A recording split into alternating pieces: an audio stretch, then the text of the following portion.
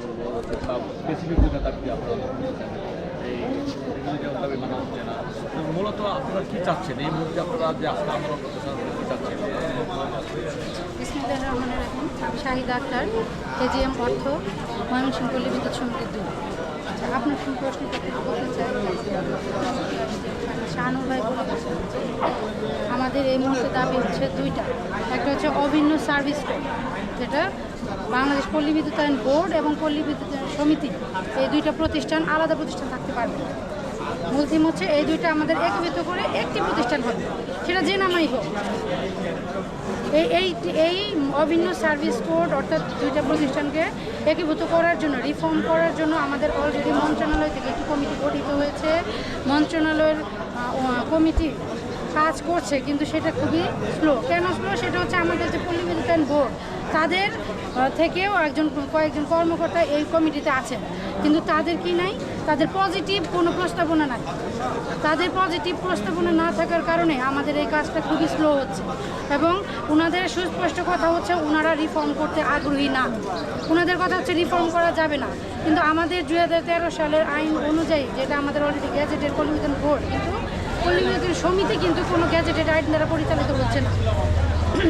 এখানে একটা গুরুত্বপূর্ণ বিষয় হচ্ছে যে আমাদের এই আন্দোলন বা আমাদের এই মানবাধিকার চলাকালীন সময়, কর্মসূচি চলাকালীন সময়ে পল্লী বিদ্যুতায়ন বোর্ড তাদের এই 2013 সালের আইনকে আরও পরিবর্ধিত করে এবং পল্লী বিদ্যুৎ সমিতিকে কণ্ঠাসা করা যায় এবং তাদেরকে যে কোনোভাবে পরিচালনা করার যে নিয়ন্ত্রণ, সেটা তারা নিতে চাওয়ার অপচেষ্টা করেছে। এবং সেটা অলরেডি আমাদের 80টি পল্লী বিদ্যুৎ সমিতির সমস্ত কর্মচারী আমরা অবগত হয়েছি। আর এই জিনিসটা 80টি পল্লী বিদ্যুৎ সমিতির যে 45,000 প্লাস কর্মচারী রয়েছে, এটা আমরা সবাই অবগত হয়েছি। এখন আমাদের দাবি হচ্ছে যে এই মানববন্ধনে আমরা যে ময়মনসিংহ জোনে এবং আমাদের আজকে 80টি পল্লী বিদ্যুৎ সমিতি তাদের সংশ্লিষ্ট ডিসি অফিসে আজকে মানববন্ধন কর্মসূচি একসাথে পালিত হচ্ছে।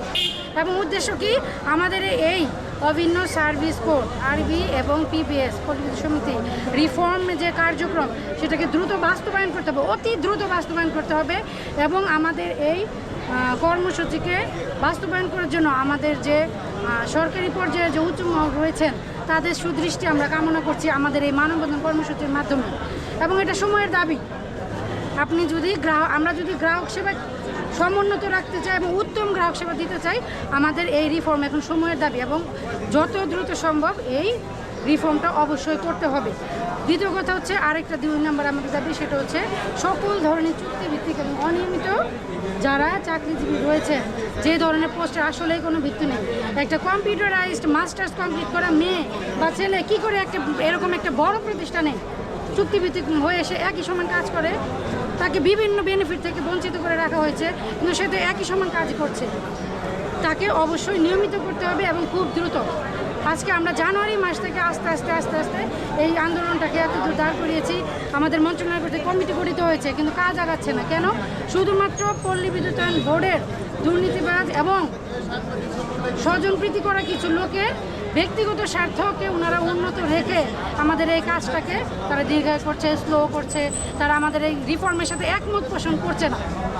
আচ্ছা, এখন যদি আপনাদের দাবি শেষ পর্যন্ত না মানে তাহলে আপনি কী করবেন? হ্যাঁ, আমাদের এখানে আমাদের যে 80টি পল্লী বিদ্যুৎ সমিতির 45,000 প্লাস কর্মচারী রয়েছে, তারা আমরা সুসংগঠিতভাবে আমাদের নির্ধারিত সেন্ট্রাল কমিটির সিদ্ধান্ত যে আমরা